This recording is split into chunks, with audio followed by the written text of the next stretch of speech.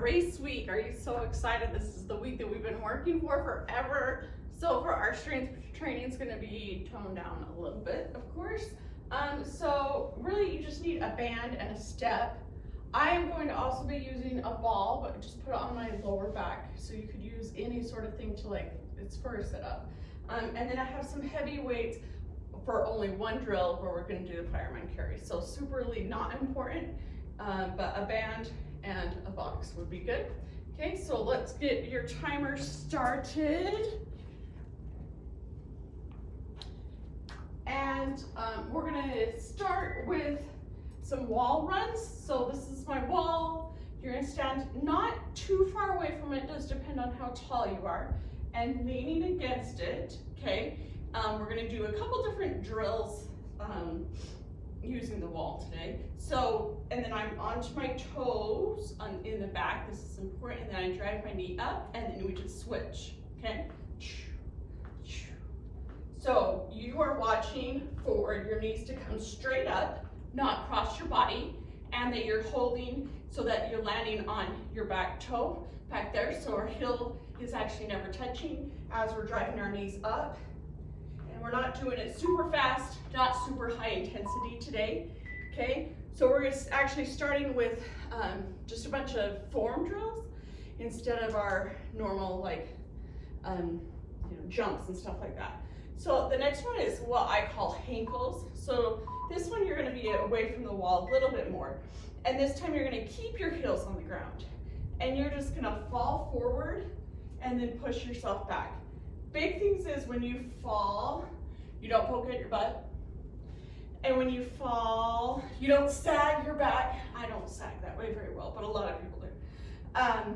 So you just keep this part of your body super straight and you fall, keeping your heels on the ground. That's the part that's the hardest for people, is keeping your heels on the ground. So I have to keep saying that.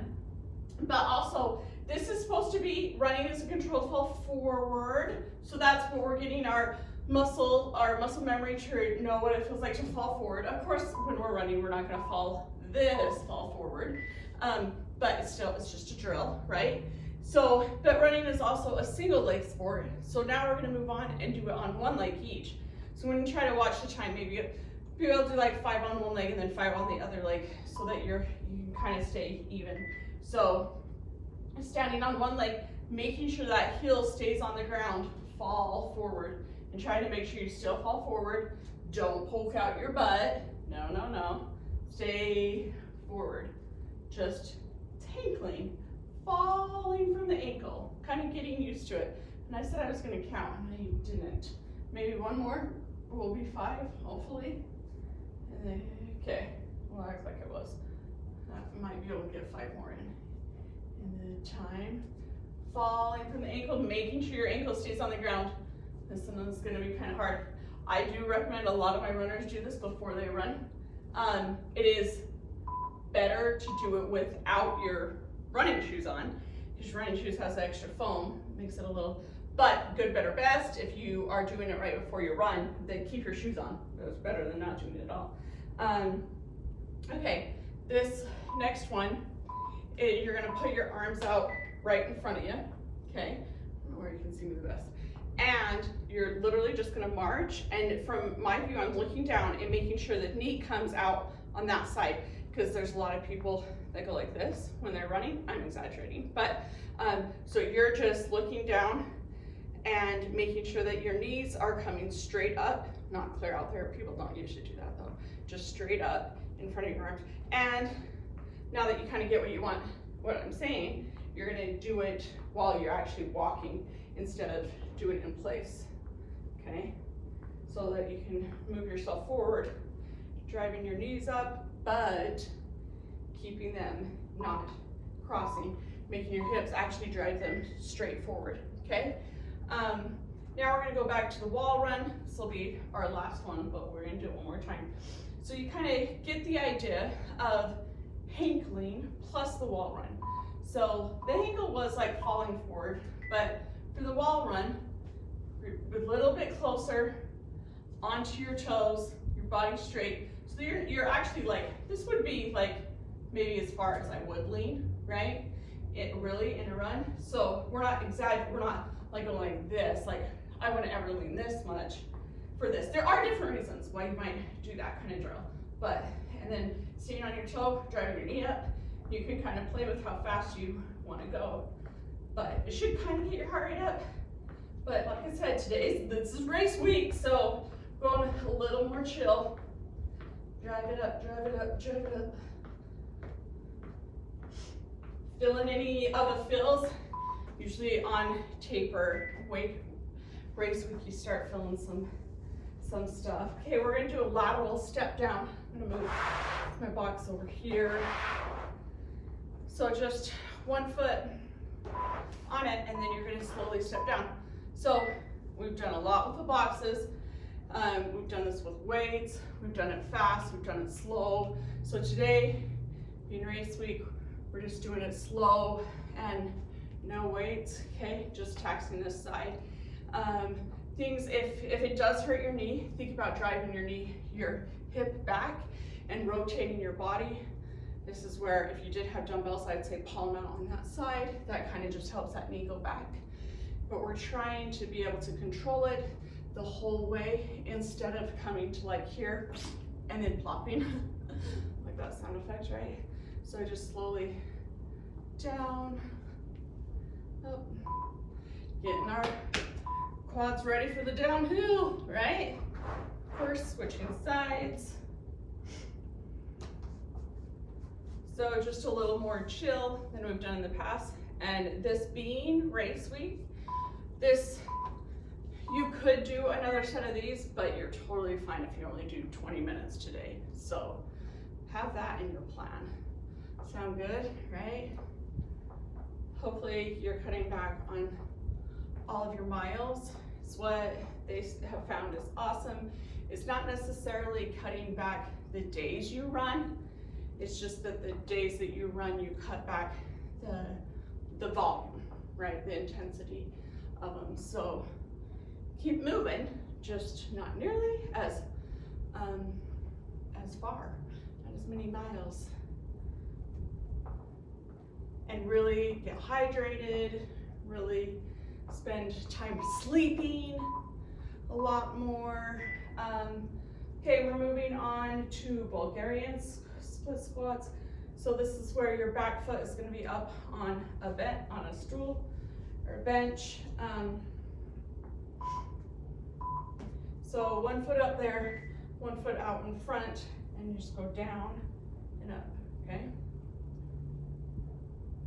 This one is stretching my back quad kind of a lot today.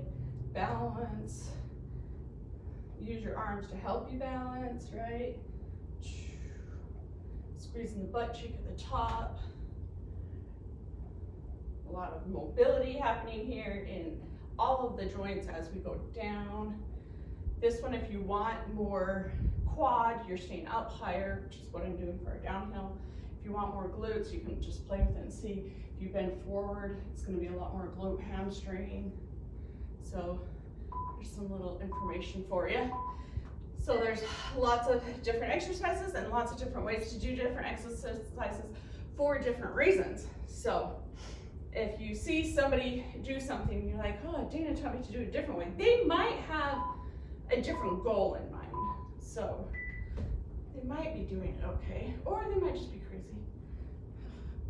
But the goal needs to match. The exercises need to match the goal, right? So again, being race week, we're just slow and controlled. Heart rate's kind of going up, but not really. It's kind of burning, but not as bad as we've done, right? Just chugging along, keeping the movement, blood flow, everything just dialed down just a little bit. Good deal.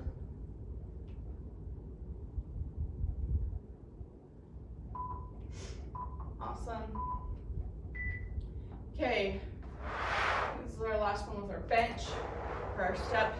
Now we're just going to do step ups. I'm just going to try to get out of the way of the main screen. So just step ups, up with 1 foot and then tap the ground, come up with the other. So you can choose the intensity. You want to go way faster than me, awesome. You want a smaller box, lower the intensity. You can always do it on the ground. If something's really bugging you today, just step forward and step back. Okay. Play with feeling like if you lean way far forward, that is more glutes, like I said, up a little bit more, still quads. Making sure you're switching the dominant leg because we only have one set of these. Good deal.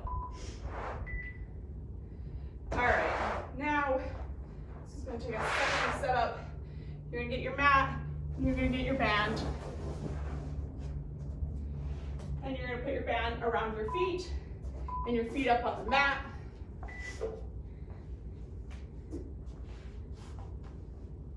Okay, I don't want them on the edge. That's easier. So if you want to go easier, you can. Bridge up so you're completely straight. Okay, and then drive one knee.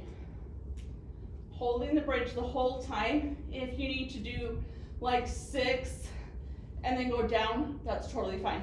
Make sure you tuck and bridge up. Holding it, keep your hands down here to help you stay stable. Drive your knee straight forward, making sure that you're not crossing the midline of your body. And I love using a band because it also makes you keep your toes flexed, working the anterior tib, which is used to lift up our toe, which happens a lot while running, right? We need to be able to lift up our toe a lot.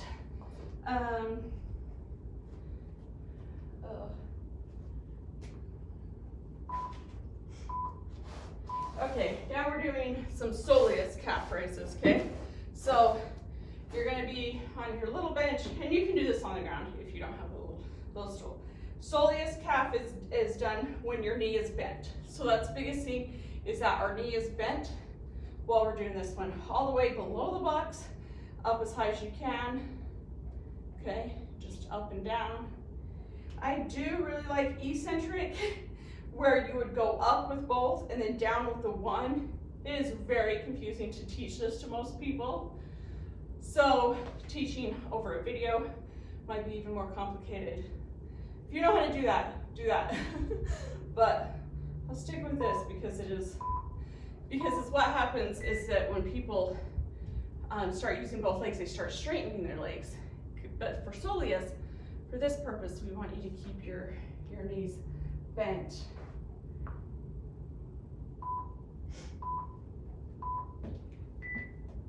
Get down, knee bent, and I'm just going up and down, and that leg, you can't see this one is good. Let's see if I turn this way. So my knee stays bent, it's only my heel drops. Still can't see it very good now. My heel drops and goes up. So why I try to wear my white shoes because my floor is so black, my space is so black. Hoping that you can see them better. Good.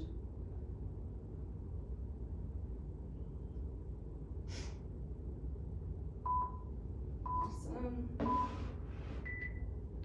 Okay, so that was the soleus, the bottom part of the calf. Now we're doing the gastroc, the upper part of your calf, or what you probably call your calf.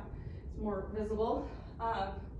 So we're gonna put your foot on top, and then this back calf leg's gonna be kind of extended out behind you, so you make a straight line, and then I want you to reach up tall as you go onto your toe and back down, okay? So you can play with how much you wanna lean forward, okay? Versus like up tall. They're both good for your gastrocnemius. Reaching tall, elongating all the front of your body as you toe off. Get it? Toe off. Going forward. Good job. Awesome. Switching legs. Feeling some in the calves a little bit.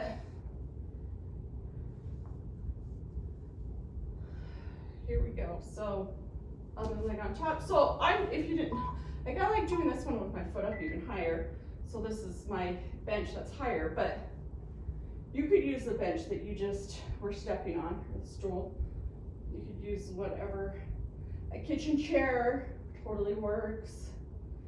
But I really want you to kind of reach, so we're also getting a stretch down the whole front of your body. Reach up, slowly down. Keeping that back leg straight. We already did the soleus with the knee bent. Good job.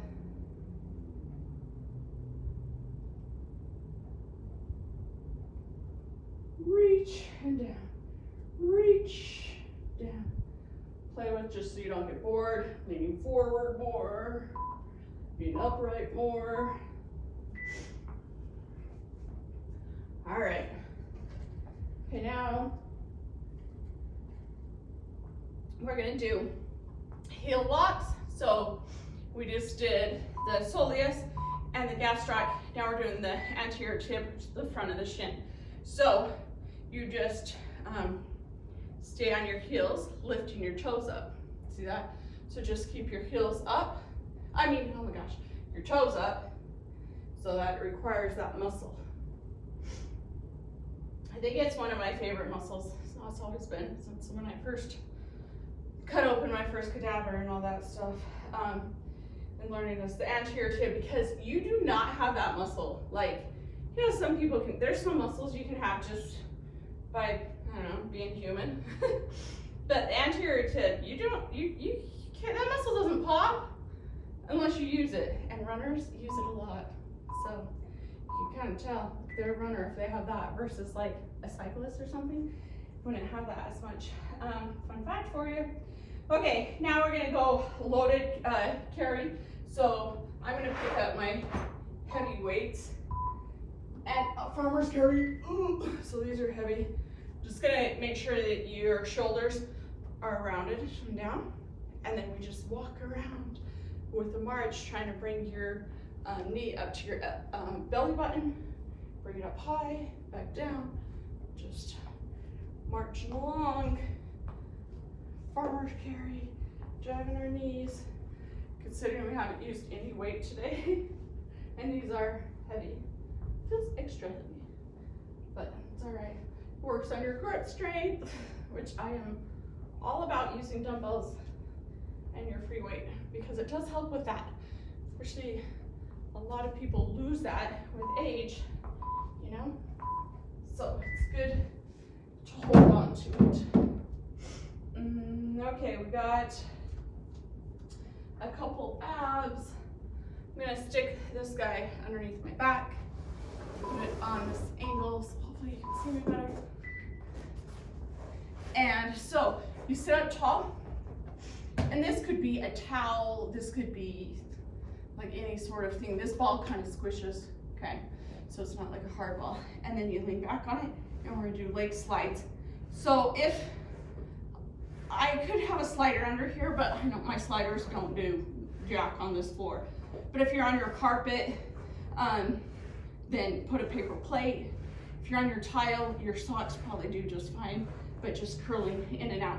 But notice that I'm not up here. That's not gonna do as much. So I lean back, keeping your core tight, and then dragging them in and out, okay? Hands are gonna be hard. It's gonna be harder if your hands are up here, all right? Now we're gonna stay in the same position, but we're gonna tap our toes, okay? We've done this laying down flat a few times in this program, but I'm gonna keep this here, and you're gonna keep your hands back this time and tap one toe, opposite toe, okay? Go back until you're like, you know, it's too far, and you're gonna have to start using other muscles than your abs. But also don't just stay up here and do like just hip flexors. We want the whole core working, rotating, till. So I really, like, this is our last week. This is a race week. Like, I want you to think about how far you came, you know?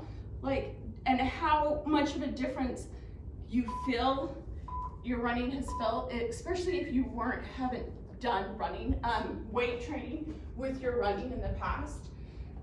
Okay, last plyo one. So we're gonna do, this one's gonna be fun, okay? Because you're like, we're done with plyos. So you get on your box, you drop down, and then you jump sideways and stick it, okay? And then we're gonna go the other way. But you should go a little bit faster. So down, over, hold. See how wobbly you get. Down, over, good.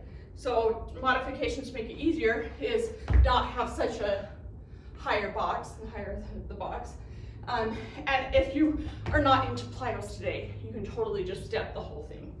But it's sure to be explosive. This is our last drill today. And so we're only doing one plyometric thing today. It's race week, you know, it can be a little bit nice. Good Jill. Okay, like I was trying to say, think back on how awesome you've done over the training plan and how far you've came and how much strength training has helped in all of that. Because really, it's super awesome. I'm super proud of you. Like I said, you can be done right now and that's totally acceptable. If you really want to do another set, it wasn't super hard, and you have another 20 minutes, then go for it. But here we go.